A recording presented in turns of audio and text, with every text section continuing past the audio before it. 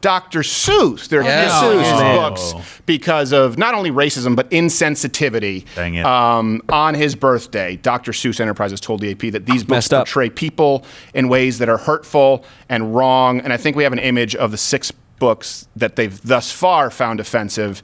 To think that I saw it on Mulberry Street, If I Ran the Zoo, McGilliott's Pool. There are a bunch of these. Yeah, look, these are some of them that they describe as offensive. I mean, that's just Raiden from Mortal Kombat. Yeah. Are they going to ban Mortal Kombat next? Gone. There's a white guy playing Raiden. And they didn't even have to do that. They had to teach a white guy kung fu just so he could. It's like, just take the Asian, put him in a rice patty hat. His heart's getting taken out with a fatality anyway. Nobody even knows. What do you mean put him in one? He's already wearing it. Well, that's what I'm saying. Just take him off the field. Yes. Take him off the field, slip a little bit of the poppy flower, and do whatever you want. They love them heroin. Thanks, God. I would love to go to a heroin den. An opium den? 1800s, yeah. Just check it out. That would be it. Heroin. In the 20s. So they want to cancel Dr. Seuss books, by the way, so that they can have your children read books like this. There you go. Look, superheroes are everywhere. Kamala Harris. Oh, jeez. The pop-out, by the way, is just her legs with Willie Brown going. And next page is promotion. Next page is just her with a joint listening to Tupac in 1974. Every time I hear the word mamala, I lose a year of my life. There's more to this story, actually. A lot of people don't know this in response to the controversy. So you've seen the books that are canceled, but coming down the pike, they have actually begun revising and releasing more progressive versions of these classic Dr. Seuss books, which brings us to this week's 7+1.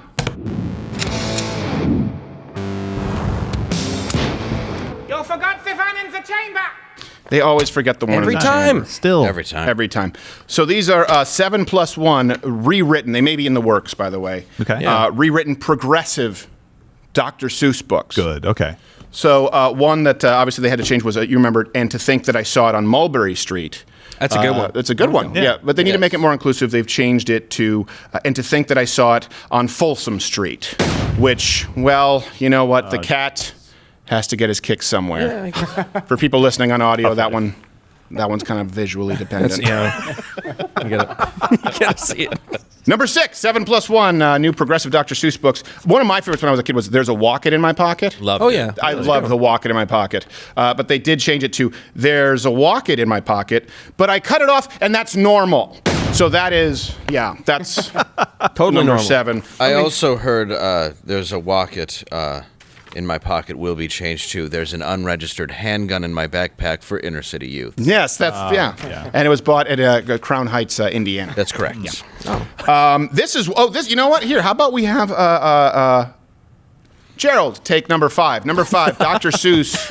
Again, these are in the works, so your kids, these will be coming to a public library near you. So the one we know and love, Horton Hears a Hoot. I love Horton Hears a Hoot. That's a great one. It's my favorite. It's a fun. It took a decidedly German twist. Horton hates the Jews. Really? Oh, well, okay, that's the Palestinian, that's occupation. It's a little different. I mean, It's geopolitical. Kids aren't going to understand the connotations. there's a lot of nuance there. It is accurate. Yeah. His hat's perfect. The beard could use some work. It really, not a lot of effort. Yeah, I think they'd grow it bigger. Number 4, you can take this one there, because you read this to these stories to your young... Yeah, Thidwick the Big-Hearted Moose. I loved that one. It was such a good book when I was a kid, but I think it's better now. Oh, is it? Yeah, it's Thick Dick the formerly female moose. Wow, that's... And by the way, we couldn't do a Photoshop without being in gross violation of YouTube guidelines. Oh, really? That's odd, because I drew one myself. Here it is. Nope. No.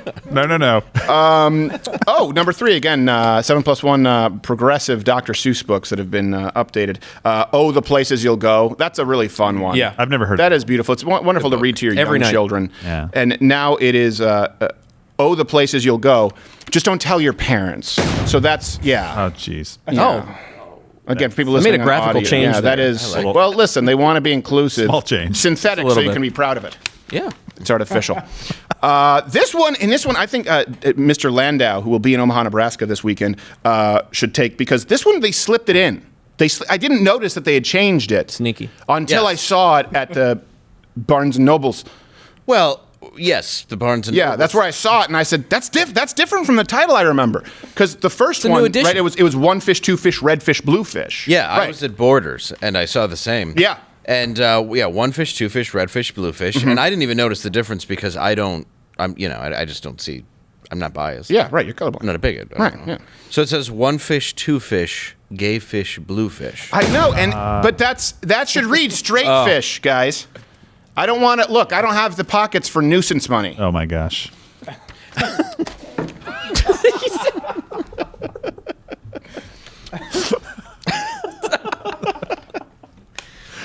That is a great Hard-hitting content. Yeah, it's not. Come on. Trust me, the phone call is gonna make up for this. Why aren't you always serious? Because I would be swallowing a shotgun and registered as a COVID death if all I did was talk about the news.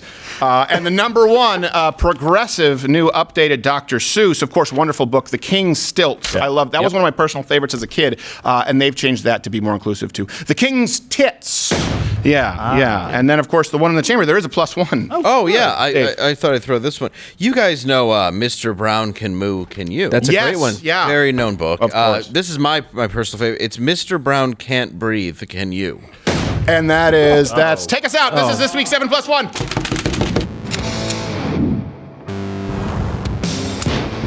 You forgot Stefan in the chamber. Well, it was nice being on YouTube. Watch Louder with Crowder live, Monday through Thursday, 10 a.m. Eastern.